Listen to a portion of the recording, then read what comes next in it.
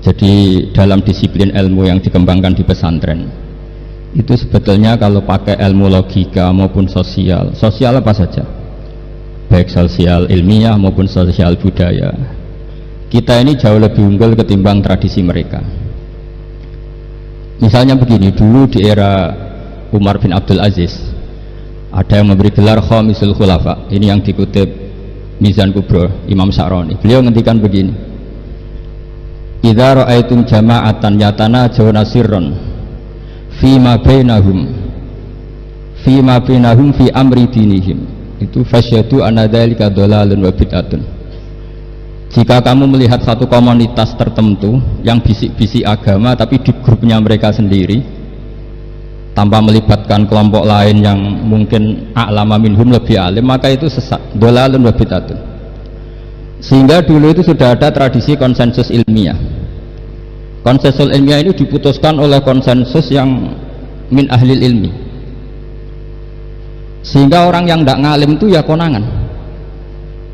Kalau sekarang nggak pati konangan, tahu-tahu ada orang nggak jelas juntrungannya punya majelis tafsir yang bisa saja cindil tikus itu halal hanya karena berdasar dalil, misalnya kula ajidu fima uhiya ilayya muharraman ala ta'imi yat'amuhu illa yakuna maitatan aw daman masfuhan aw lahma khinzir, sehingga dianggap yang halal itu banyak, yang haram hanya 3.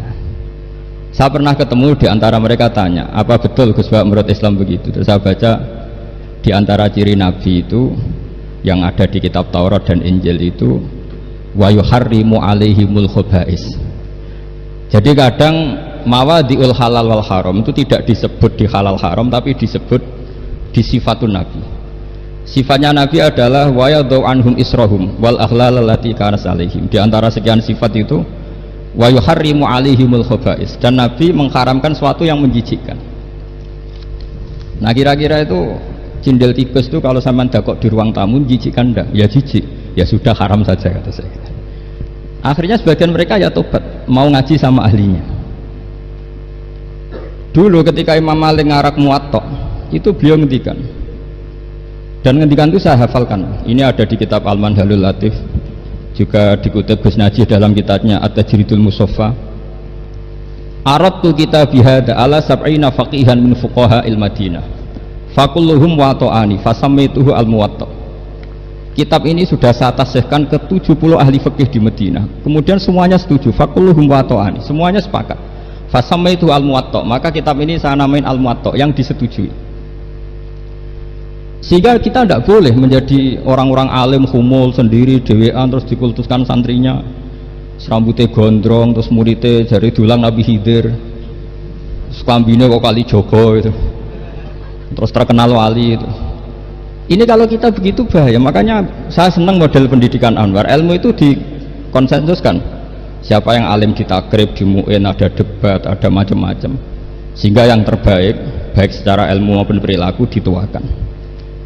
Ini penting, kalau ilmu tidak dikontrol itu repot. Saya berikan contoh betapa kita lebih kritis ketimbang tradisi di kampus. Saya pernah didebat sama salah satu kelompok ormas tertentu. Pak Baha, apa alasannya orang NU kalau megang istrinya itu kok batal gitu? Wong istrinya digauli saja boleh, masa megang itu batal kata. Terus saya jawab, kamu tahu definisi mahram? Nggak tahu ya. Mahram itu orang yang haram dinikah. Yang haram dinikah itu ya ibu, anak, bule, ponaan. Yang haram dinikah itu namanya mahram. Justru istri itu namanya ajnabiyah, orang lain, makanya boleh dinikah. Jadi statusnya istri itu orang lain, ajnabiyah, sehingga boleh dinikahi. Kalau mahram malah nggak boleh dinikah. Mereka akhirnya sadar, oh ternyata selama ini keliru, membahasakan istri mahram itu keliru. Ya terus akhirnya dia jadi Syafi'i dadaan tadi. Pernah juga ada seorang kiai yang kepikiran mau mengharamkan atau menganggap ada fidah kalau orang haji itu rokok.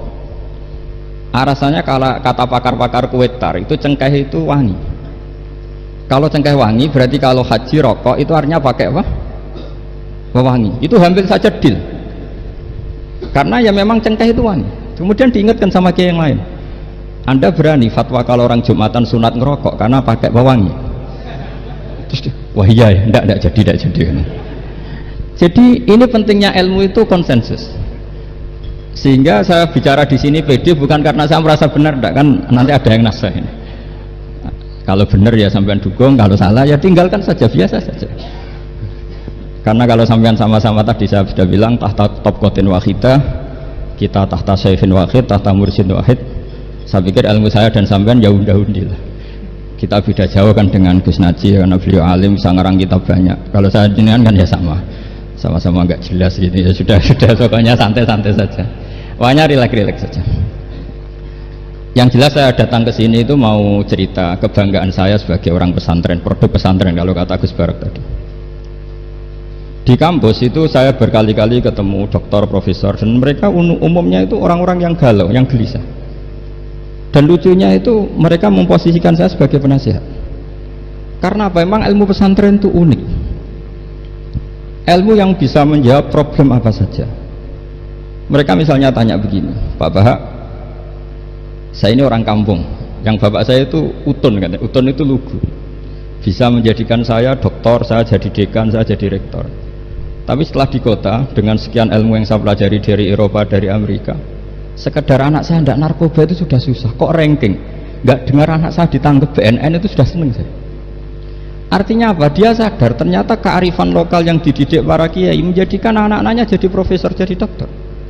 Tapi dengan ilmu kedokterannya, orang menjadikan anaknya ranking itu susahnya bukan main. Karena nggak ada kearifan. Ilmu yang mereka anggap adalah dianggap ya, tentu tidak hakikat, eksak. Eksak saja sebetulnya tidak juga subjektivitas mereka. Misalnya begini, ini contoh sekian. Pernah saya lomba cepet-cepetan matematika. Kalau saya kan pernah dimintai konsultan sebagai badan Basnas Nasional. Mereka kalau ngitung ya zakat tijarah itu 2,5%. Mungkin zakat ziroah berapa? 10% atau 20%. Kangkang yang di sini tak pikir itu mesti bingung karena gaya porogabit itu mesti raiso. Dan mereka tak tantang, coba jenengan bikin porogabit, saya pakai matematika pesantren. Itu cepet saya. Karena matematika kita adalah matematika ummi. Ummi itu orang Arab, ummiin. Nggak usah diterjemah apa, sudah ummiin saja. Ummiin itu keibu-ibuan lugu. Jadi kalau nggak bisa itu ya terlalu. Misalnya 2,5%, kalau kita bilang kan rubul usur, ya sudah 1000 itu diusurkan dulu menjadi 10. Setelah 10 itu kan misalnya ya 1000 berarti usurnya 100, ya kan? Setelah 100 cari rubuknya berapa? 25. Berarti setiap 1 juta 2,5% adalah 25. Mereka masih garap porogabit, saya sudah cepat. 1000 usurnya 100, rubuknya 25, namanya rubul usur. Begitu juga misalnya kita punya aset 100, nisful usur, usurnya 10, nisfunya berarti 5. Itu rasa porogabit cepat ketimbang sampean porogabit 2,5% kan suwi. Terus dia tanya, Pak matematikanya kok cepat? Dapat ilmu dari mana? Pernah kuliah di mana?